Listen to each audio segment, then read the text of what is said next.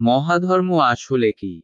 প্রকৃতপক্ষে মহাধর্ম কোনো রিলিজিয়ান নয়, এ হলো ভালোভাবে বাঁচার এবং পূর্ণ বিকশিত মানুষ হয়ে ওঠার শ্রেষ্ঠ উপায়। মানবধর্মই মহাধর্ম।